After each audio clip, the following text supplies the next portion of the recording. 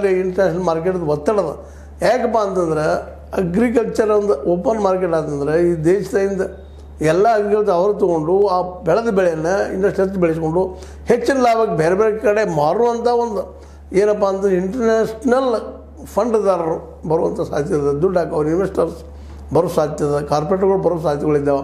ಅವ್ರು ಬೇಕಾಗದ ಇಂಡಿಯಾದಲ್ಲಿ ಬೆಳೆ ಅಂತ ಫಸ್ಟ್ ಕ್ಲಾಸ್ ಬರ್ತದೆ, ಫಲವತ್ತಾದ ಭೂಮಿ, ನೀರು ಸಾಕಷ್ಟದ, ಸ್ವಲ್ಪ ನಾವು ಅನುಕೂಲ ಮಾಡಿದ್ದಪ್ಪ ಅಂದ್ರೆ ಅದು ಬೆಳೆಯನ್ನು ಬೆಳೆದು ಇಡೀ ವರ್ಲ್ಡಿಗೆ ನಾವು ಮಾರ್ಕೆಟ್ ಮಾಡ್ಕೋಬೋದು, ಇಡೀ ವರ್ಲ್ಡಿಗೆ ಆಹಾರ ಸಪ್ಲೈ ಮಾಡಿ ಅದನ್ನು ಲಾಭ ಮಾಡ್ಕೋಬೋದು ಅನ್ನೋಂಥ ಹುನ್ನಾರನೂ ಇದರಿಂದ ಇದೆ. ಅಂದ್ರೆ ರೈತರನ್ನು ಕೇವಲ ಈ ದೇಶದ ಗುಲಾಮರನ್ನಾಗಿ ಮಾಡಿಬಿಡೋದು.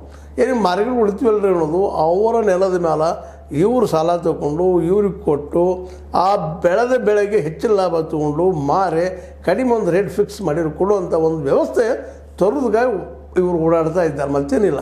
ಇದರಿಂದ ನಮ್ಮ ದೇಶದ ರೈತರೆಲ್ಲರೂ ಗುಲಾಮರಾಗೋ ಸಾಧ್ಯತೆಗಳು ಹೆಚ್ಚಿದ್ದಾವೆ. ಅಖಂಡ ಲಕ್ಷದವ್ರಿಗೆ ಜೊತೆಗೆ MSP ಕೊಟ್ಟರೆ ಇವರು ಬಲಿಷ್ಠ ಆಗ್ತಾರೆ ರೈತರು ಅಂತ ಕಾನೂನು ಇರ್ಬೋದು ಒಳಗಿಂದೊಳಗೆ. ಯಾಕಂದರೆ ಕಾನೂನು ಆಯ್ತಪ್ಪ ಅಂದ್ರೆ ಸಹಜವಾಗಿ ಯಾರಾದ್ರೂ ಪ್ರಶ್ನೆ ಮಾಡ್ತಾರೆ ಅದನ್ನು ಕೋರ್ಟ್ನಲ್ಲೇ.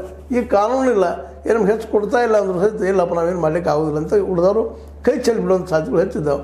ಹೀಗಾಗಿ ಈ ಒಂದು ರೈತರ ಬೇಡಿಕೆ ಏನು ಈ MSP ಕಾನೂನು ಆಗಬೇಕು ಅನ್ನೋದು ಮೋಸ್ಟ್ ಪ್ರಾಬಬ್ಲಿ ಮಾಡಲಿಕ್ಕಿಲ್ಲ ಅನ್ನೋದು ಹೆಚ್ಚದ.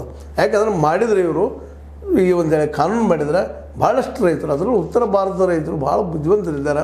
ಜೊತೆಗೆ ಇವರು ಇನ್ನುಳಿದವರು ಮಾಡುವಂಥ ಅನ್ಯಾಯಗಳು, ಅತಿಕ್ರಮಣಗಳು ಮತ್ತೆಲ್ಲ ಅವ್ರಿಗೆ ಅರ್ಥ ಆಗುವಂಥ ವಿಷಯ ಆಗಿದಾವೆ. ಪಂಜಾಬ್ ಮತ್ತು ಹರಿಯಾಣದ ರೈತರು ನಿಜವಾಗಿಯೂ ಒಳ್ಳೆಯ ಬುದ್ಧಿವಂತರು ಇದ್ದಾರೆ, ಅನುಭವಸ್ಥರಿದ್ದಾರೆ, ಈ ರೈತಾಪಿ ಬಗ್ಗೆ ಭಾಳ ತಿಳ್ಕೊಂಡಂಥವ್ರು ಇದ್ದಾರೆ. ಅವರು ಇದ್ರ ಬಗ್ಗೆ ಭಾಳ ಎಚ್ಚರಿಕೆಯಿಂದ ಹೆಜ್ಜೆ ಇಡ್ತಾ ಇದ್ದಾರೆ.